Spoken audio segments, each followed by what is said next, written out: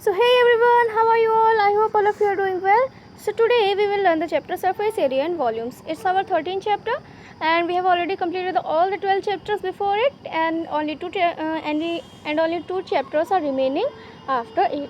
So today we will complete this full chapter in only one shot and in only 20 to 30 minutes. Okay, as you know that I make really shorter videos of mathematics chapter because they are very easy, they are not tough. Okay, that's why I make short video, because you have to clear all the concepts. Okay, it is not necessary that I should give you more and more examples. It is necessary that your concept should be cleared. Okay, so let's see the main topics of this chapter and solve some examples based on it. And one thing I tell you, that the frustum of a cone is a part of this chapter that has been removed from our syllabus. Okay, but in this PDF that is mentioned, so we will take a quick review of that part, and it is not necessary that you should revise that part because it is not in our syllabus. I will just tell you for the sake of convenience. Okay, so let's start the chapter. So firstly we will look at the curved surface area of combination of solids. ठीक है, हम क्या कर देखेंगे, पहले तो हम सबसे पहले देखेंगे curved surface area of solids. ठीक है, then we will focus on the part of combination of solids. Okay, well, this chapter is very easy if you have learned the chapter of surface area volume of class 9th carefully. Okay, all the all the formulas are same, and you have to just remind this lesson and just learn this lesson. Okay, and you will revise this lesson in here. So firstly see that curved surface area of cuboid. So what is curved surface area of cuboid? As we have learned already, that it is 2h bracket L plus B, means 2h whole multiplied by L plus B. H क्या है? Where h is height, L is length and B is breadth of the cuboid. And curved surface area of cube is 4a square, where a is the side of cube. Curved surface area, or we can say CSA of cylinder, is 2 pi RH, where R is the radius of cylinder and H is the height of cylinder. Now here it's a cone. 1 minute. Let's say it's a cone. Okay, then it will have some radius and some height. Okay, let's say it will be R and this is H. Then this length will become L, that is slant height. Okay, so never get confused in the height and slant height. Slant height is the we can say hypotenuse.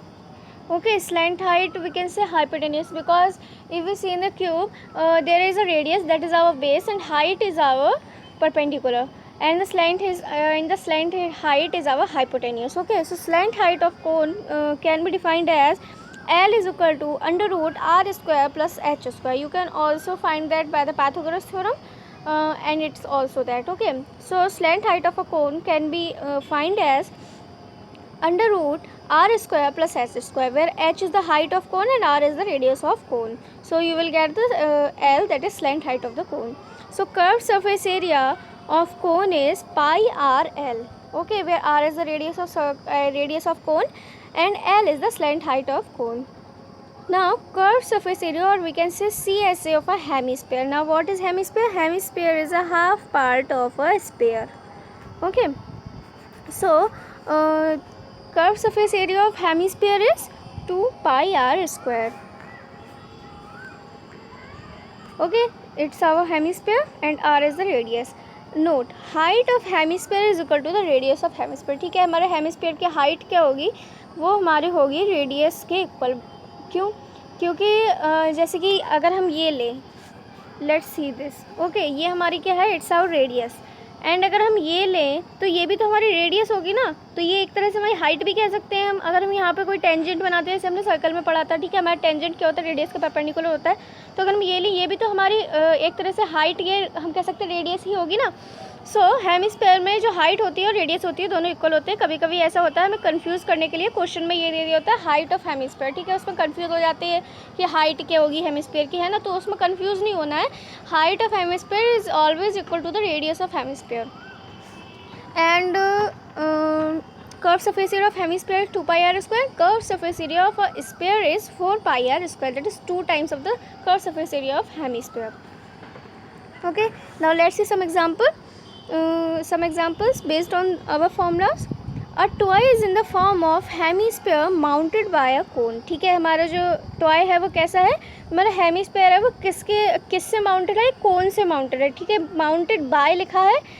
Hemisphere mounted bye means hemisphere नीचे होगा, कोन उसके ऊपर होगा, ठीक है।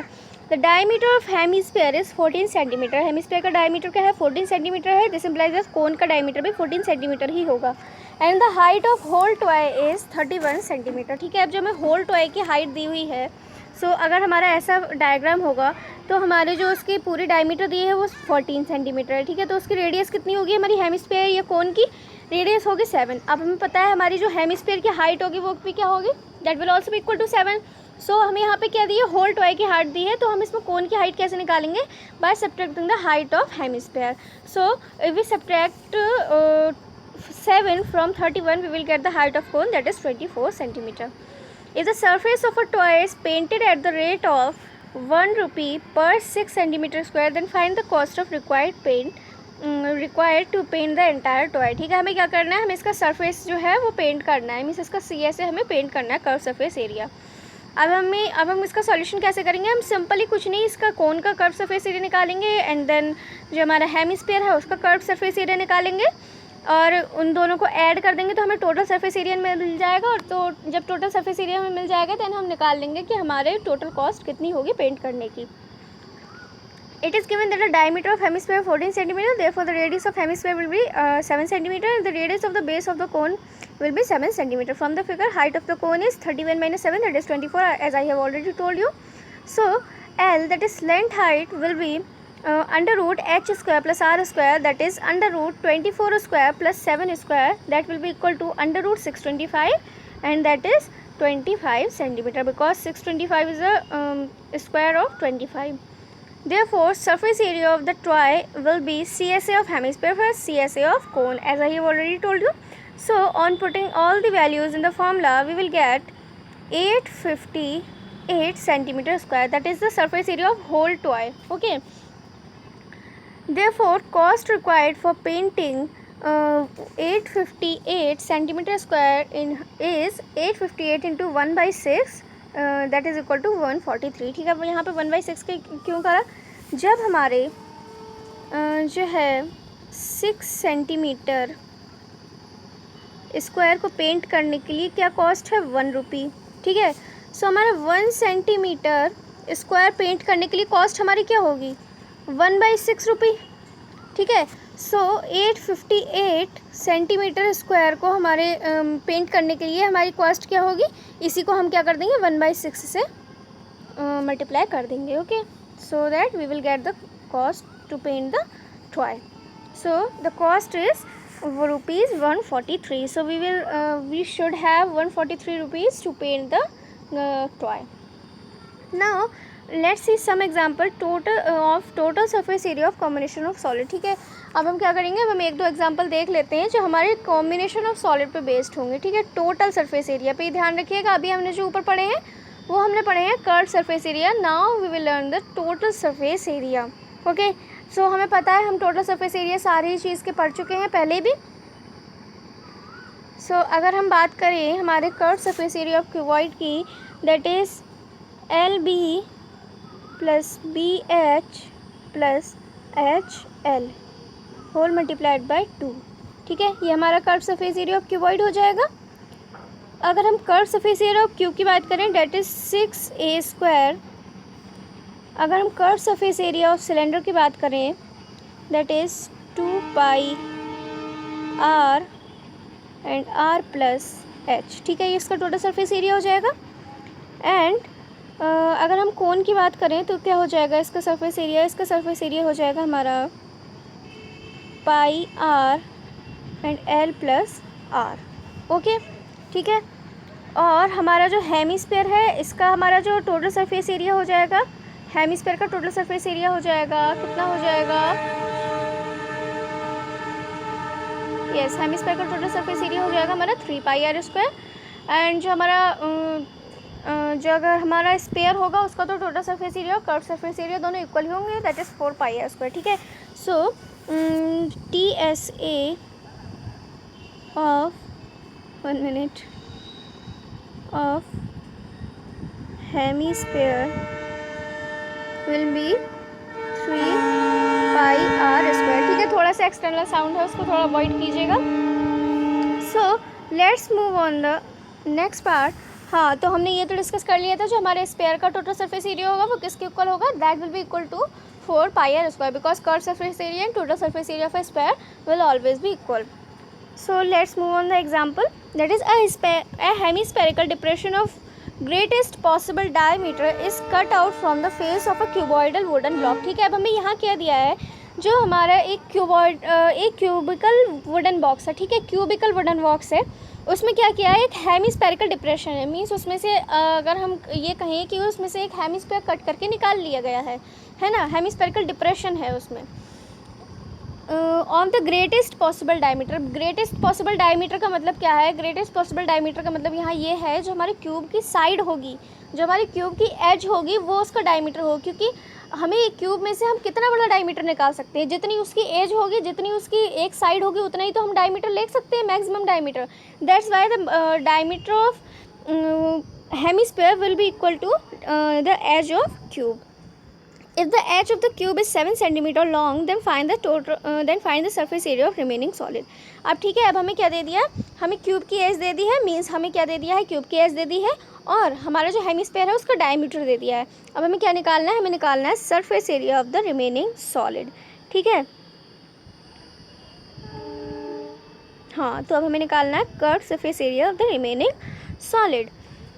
So it's clear that the greatest possible diameter of hemisphere is 7 centimetre. ठीक है, मैंने आपको बता दिया कि ग्रेटेस्ट पॉसिबल डायमीटर का मतलब क्या होगा, जो हमारे greatest possible diameter of hemisphere होगा that will be equal to 7 centimetre. So radius of hemisphere will equal to 7/2, that is 3.5 centimetre. So total surface area of the remaining solid, total surface area हमारा क्या होगा फिर remaining solid का, TSA of cube plus CSA of hemisphere minus area of base of the hemisphere. मतलब क्या है इसका, पहले तो हम निकालेंगे पूरे क्यूब का। ठीक है, पूरे क्यूब का हम टोटल सरफेस एरिया निकालेंगे, दैट इज 6A स्क्वायर। ठीक है, अब यहाँ पे आप ऐसा भी कर सकते हैं, यहाँ पे इसकी 5 साइड का एरिया निकाल लीजिए। ठीक है, फिर आप इसके हेमिस्फीयर का कर्व सरफेस एरिया निकाल लीजिए, फिर इसके जो टॉप है ऊपर का, मीन्स स्क्वायर जो होगा ऊपर का, उसका एरिया निकाल के उसमें से सर्कल का एरिया सब्ट्रैक्ट कर दीजिए। And another formula is that you will find the area of the total surface area of whole cube. Okay, and at the CSA of hemisphere and subtract the area of base of the hemisphere. ठीक है, हमारे hemisphere का base का जो area होगा, means हमारा जो circle जो होगा हेमिस्फीयर का टॉप वाला, उसको आप सब्ट्रैक्ट कर देना। ठीक है, दोनों ही बिल्कुल ठीक है, बस एक से थोड़ा लंबा पड़ जाएगा, एक से थोड़ा छोटा। सो जैसा आपको आसान पड़े you can apply that.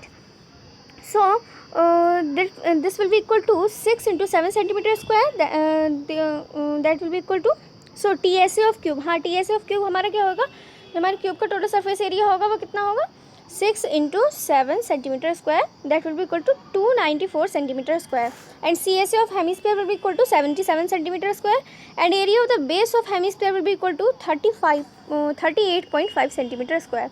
Therefore, area of the remaining solid will become 332.5 centimetre square. ठीक है, हमने जैसे हमने करा था कि हम उसमें क्या करेंगे, हम सबसे पहले क्यूब का टोटल सरफेस एरिया निकालेंगे, देन हेमिस्फीयर का कर्व सरफेस एरिया निकालेंगे, एंड देन जो हमारा होगा हमारा हेमिस्फीयर का जो बेस होगा उसका एरिया हम सेपरेट कर देंगे. सो हमने बिल्कुल वैसा ही करा. हमारा आंसर कितना आ जाएगा, 332.5 सेंटीमीटर स्क्वायर. ठीक है, इस टाइप के क्वेश्चन एग्जाम में बहुत आते हैं, तो इस चीज़ को बिल्कुल ध्यान रखना है. बहुत इंपॉर्टेंट चैप्टर है और इसको थोड़ा लेंथी कह सकते हैं, बट आई थिंक सबसे ईजीएस्ट चैप्टर है, क्योंकि हमने नाइन्थ में भी हमने इसको पढ़ा है.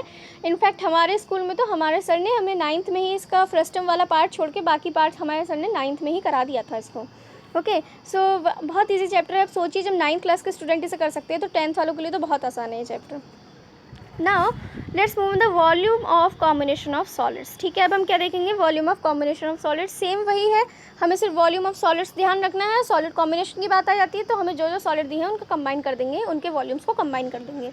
So volume of cuboid is LBH, that is L into B into H, where L, B, H are respectively length, breadth and height of cuboid. Volume of cube is A cube, where A is the age of cube.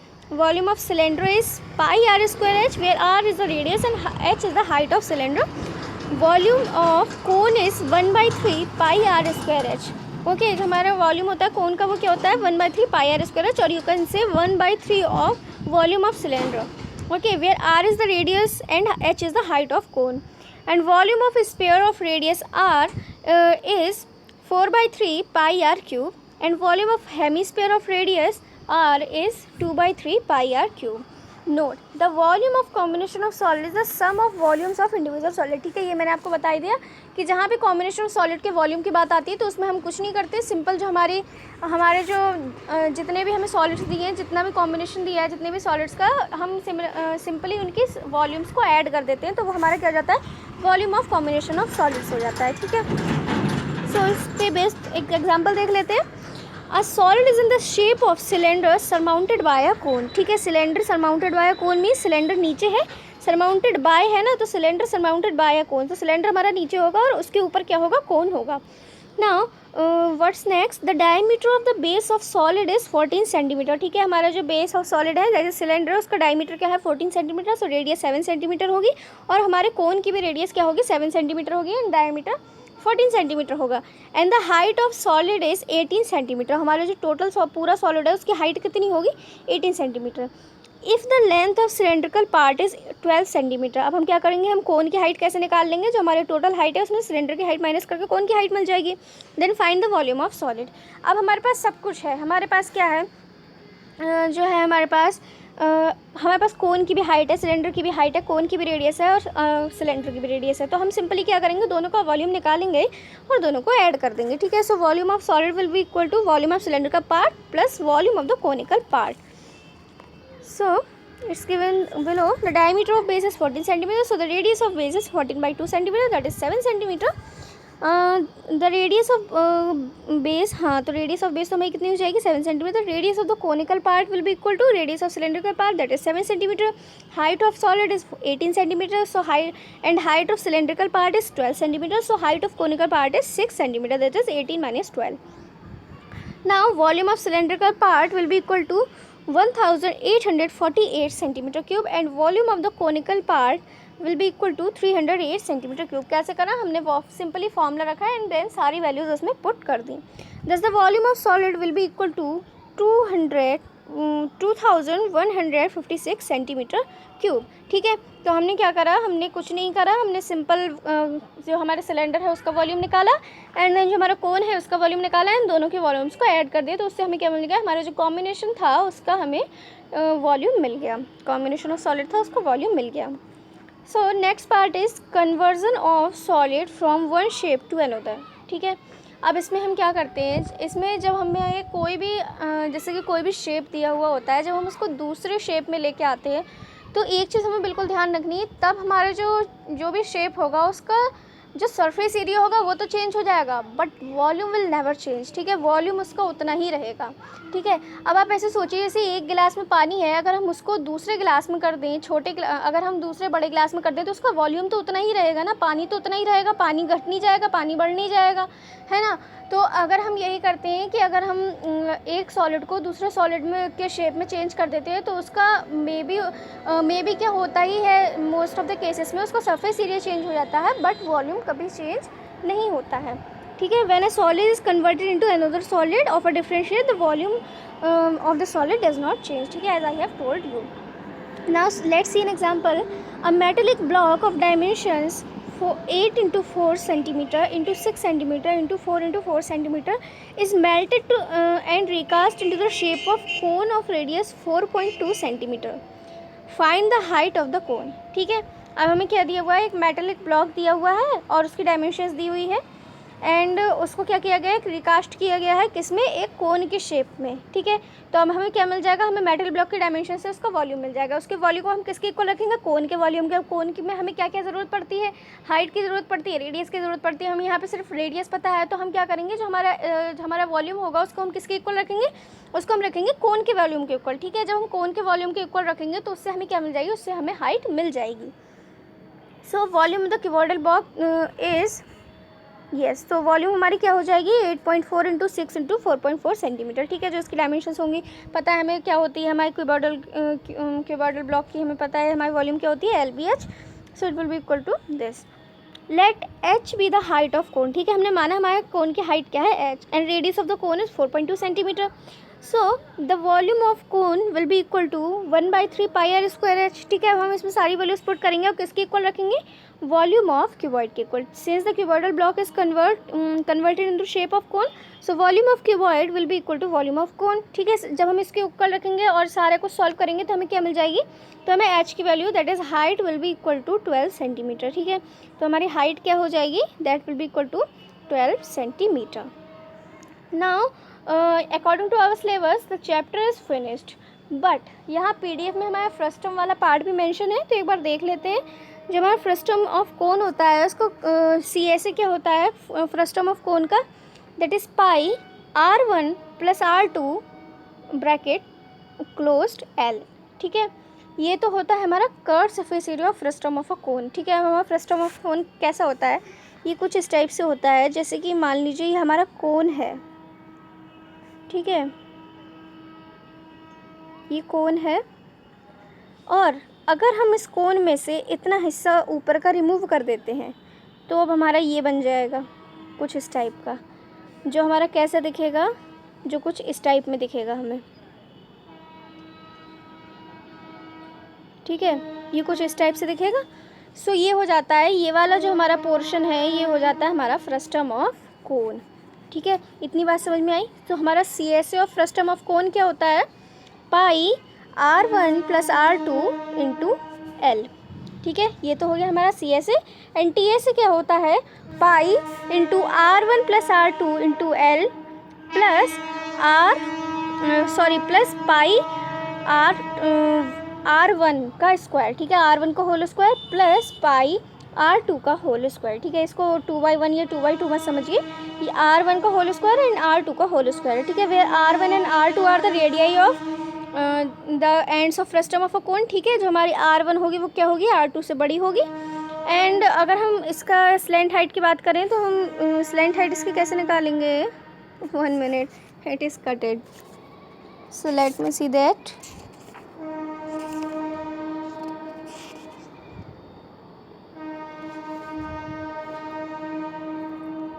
Yes.